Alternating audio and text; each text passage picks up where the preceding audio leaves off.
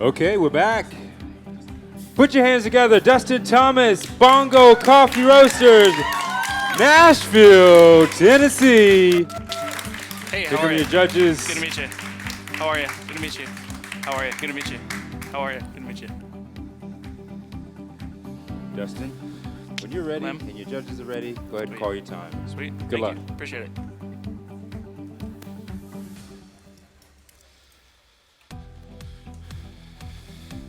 Settled in. Good to go. Sweet. Go ahead and hit it. Go back one song. The first song, please.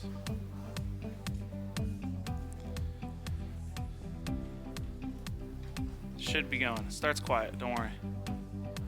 Here we are. Time. How's it going? My name's Dustin Thomas. Coffee is a commodity that is often misrepresented in the coffee world. There's so much that the world of coffee can be doing that we forget to do. There's so much in the world that we can do to properly represent the coffee. Even within the specialty coffee market, we're not doing it well, and I'm here to share my story about it. Coffee is a delicious thing. We know that really, really well. There's so many flavors and sensory experiences that we can draw from a cup of coffee that is just, it's exciting. It's amazing to just sit there and consume it. And that's what's awesome about a stage like this.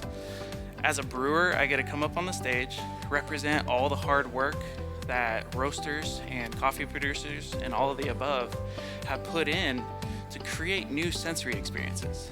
And that's so exciting because you get insane flavors. But there's something about a simple coffee that's just approachable, and that's the kind of coffee I want to share.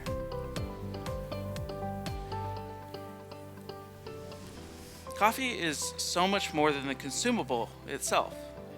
Coffee is an experience. When you brew coffee, you are tasting all of the good things that all of the work done before you. You're tasting the work of the roaster with the perfect roast profile. You're tasting the work of the farmers, taking constant soil readings and making sure their crops are healthy. You're also tasting the work of the brewer, who's perfectly dialed in his brew recipe.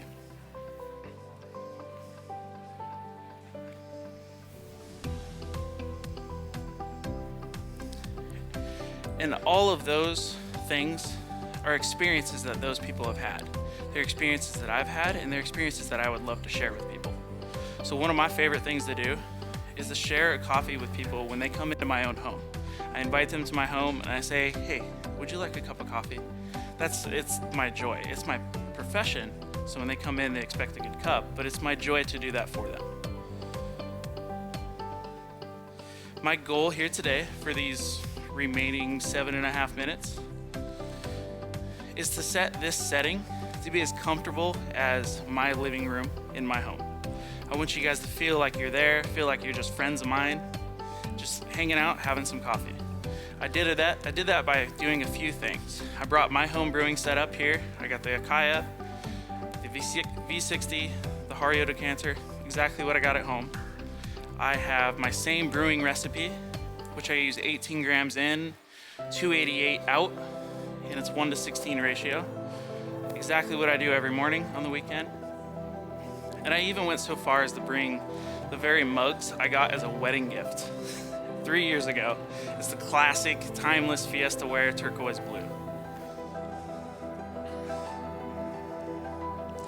Now, when I showed up to load in, I tried to bring my couch and my coffee table. They said I was insane. I thought I could do it. Not in the rules anywhere, but we'll settle for this hard table and fun chairs here.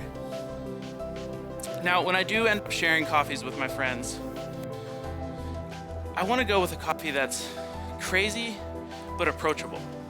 Crazy because if they haven't had coffee before, and I'm the professional showcasing what coffee can be, I want it to be unique and exciting for them. But in the same vein, I don't want to ruin coffee for them and have them feel like they can't make this on their own. And so I have chosen what I call a living room coffee. It's a coffee that when they drink it, they can have that sensory experience and they can be excited. They can be shocked at what comes out of the flavors. When I serve them this coffee, they're shocked, they end up loving it, and they can go out and recreate these flavors. So that coffee, my living room coffee of choice, if I could say, is a washed Ethiopian. Now, this specific washed Ethiopian comes and is roasted by Bongo Java, which is just a mile down the road. And it comes from in between Oromia and Yirgacheffe. It sits at about 1,900 meters above sea level. Like I said, it's wash process. It's gonna be nice and clean. And it is classic heirloom varietal. Now, as coffee professionals, we're well aware of what we can get from Ethiopian coffees and the production they have. You don't get any unique varietals yet. They're working on it. You get the heirloom with the wash process. It's nothing too crazy. But that's just it. That's exactly what I'm looking for. I'm looking for a consistent cup of coffee that's gonna excite my friends in my living room. That's the kind of coffee they can go out and recreate. So, judges, I think it's fair to assume you guys have had a washed Ethiopian before. I would invite you guys to try to reset your palates and pretend like this is the first time that's ever happened. You're new to the industry. You're just exploring coffee. Maybe you're used to Folgers and Keurig. But now, you have somebody who's offering to brew you something fun. So with that palate reset, I'm gonna share with you some flavors that I expect this coffee to have. On the aroma initially, you're gonna get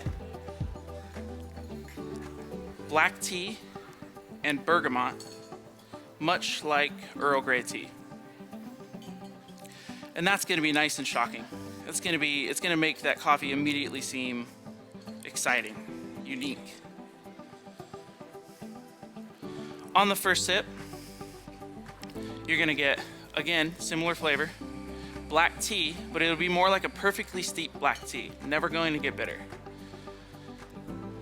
Along with a lemon juice acidity, and it's followed by a sweetness of pomegranate juice.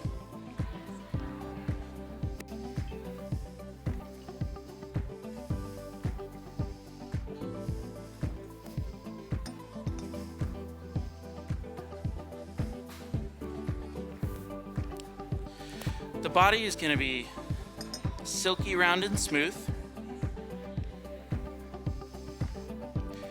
And it's going to linger for a little while. That body is going to help that coffee flavor, those wonderful flavors that we're getting, really kind of come together. As it cools, you're going to get more black tea on the front, but it's going to showcase a florality, and it's going to show what good bitterness is in coffee. That lemon juice is going to change to lemonade, a little bit sweeter. And instead of the pomegranate juice, you're going to get mixed berry. So think of a little bit like an Arnold Palmer, one of my favorite beverages, and then some mixed berries in there. As it cools, in the last sip, you'll get back to the original flavor, but now it's a flavor, not an aroma. You're going to get Earl Grey tea. Thank you. A little bit of lemon juice. And you will also have a finish of milk chocolate, nice and creamy and smooth. Long lingering finish throughout, never bittering.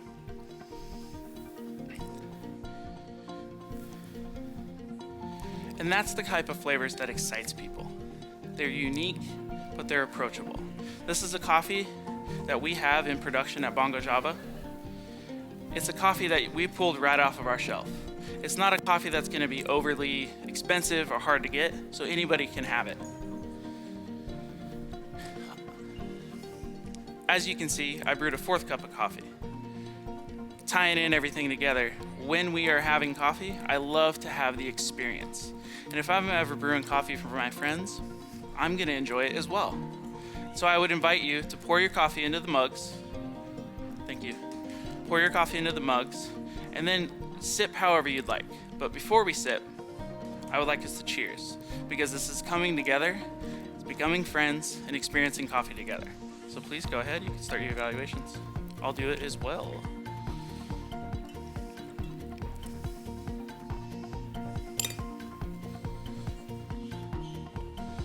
So here, cheers with me once you got a second. To the experience and to the wonderful coffee. Ooh. Time. Put your hands together. Dustin Thomas, Bongo Roasting Company, Nashville, Tennessee. Oh, A wash yurt. heck yeah. Man, can I have some of that? Absolutely. It's to share, obviously. That's the whole point. Come on now. That's delicious. That's I don't your- want to influence the judges, but that's dope. That's your first cup today, right? Yes. Yeah. So Bongo is one of the OGs of Nashville. Absolutely. Yeah, like 93? 94. 94, yeah. Yeah, I remember hearing about Bongo back in the day. I'm sure. How long have you been with Bongo? I've been there with them for just over a year. So I came in just right before Christmas last year. I was trying to rack my brain. Where did we meet? We met a while ago. We met at your cafe. Yeah. Out in Black and White. Really? Yeah. No, I thought we met before that. Well, I've run into you. Yeah. But I showed up. It was the day you guys got the Keith Vander Weston. Yeah, yeah, You yeah. you were so occupied with that. Yeah, that is beautiful. Yeah. Whatever. Is anyone you want to shout out to? Yeah, absolutely. In Bongo, Nashville. I got like this whole crowd. Right here? Everybody making some noise. They all work at Bongo. Yeah, we'll go. Yeah. You've adopted Adam Jackson Bay in the Yeah, Bongo. I did. Absolutely. No, I got Bongo was super awesome. Let me spend a lot of time working on this. James roasted our coffee for us and went through a few batches, just kind of being over picky, and it's amazing. So they let me have a lot of time and put a lot of passion to this, which is super cool. And then my wife for taking care of our dog freaking out during the thunderstorm, letting me run away for hours on end making coffee, and she doesn't understand. Yeah, anyway, she just likes coffee. It's not a game to her. So You're the trainer at Bongo. Yeah, I'm You're training SCA director. certified. Absolutely. Yeah, he's certified, y'all. Absolutely. Bonafide. It's the trainer. Oh, the trainer? Yeah. Yeah, that's what's up. What's next for you? Oh man, whatever the world takes me. Oh yeah, that's what I like to We hear. got a lot coming in 2020 for Bongo, so I'm excited. Yeah. Okay. Can you share something? Nah, not yet. Not yet. Okay, all right. I'll get in trouble. I'll just come back to Nashville then. There you go. Next year. Next year. Yeah. One more time, y'all. Give it up for Dustin, y'all. Thank you. Bongo Java, Bongo Coffee Roast.